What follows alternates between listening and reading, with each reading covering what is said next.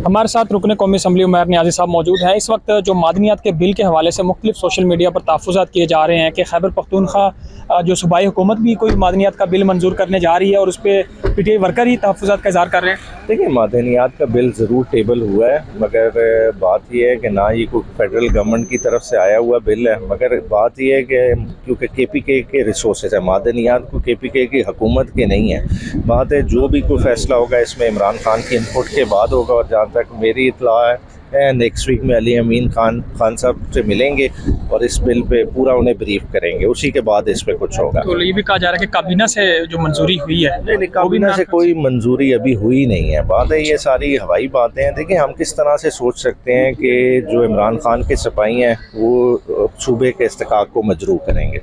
तो ये बताइएगा कि जो तहरीक इंसाफ के आपस के इंटरनल इख्तलाफात हैं वो बहुत ज़्यादा ज़ोर पकड़ रहे हैं, और इमरान खान की जो रिहाई का मामला है वो क्या पस पर्दा जा रहा है इस मामले में? देखिए, लड़ाई का महवर ही इमरान खान है। बुनियादी तौर पे किस लिए लड़ रहे हैं? इमरान खान से मिलने के लिए लड़ रहे हैं। तो बात है थोड़ी इंटरनल डिस्कशन की जो बातें थी वो पब्लिक आ गई, जिसकी वजह से ये तासुर जोर पकड़ गया।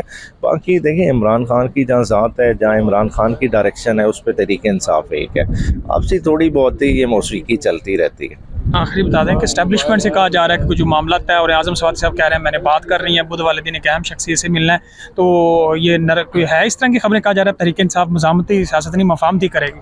देखिए, ऐसी कोई बात नहीं है, मगर खान साहब की ये क्लैरिटी ज़रूर है कि वो समझते हैं जो प्रेजेंट इस वक्त हुक्मरान बने बैठे हैं इनके पास कोई इख्तियार नहीं है। ये बेख्तियार किस्म के लोग हैं। तो जब बेख्तियार लोग हैं तो इनसे तो आपको कोई खैर की तवक्को नहीं, ये तो किसी और का ऑर्डर फॉलो कर रहे हैं। बाकी जब भी अगर कोई मुज़ाकरात होंगे वो इंशाल्लाह ओपन होंगे, सबको पता चलेगा।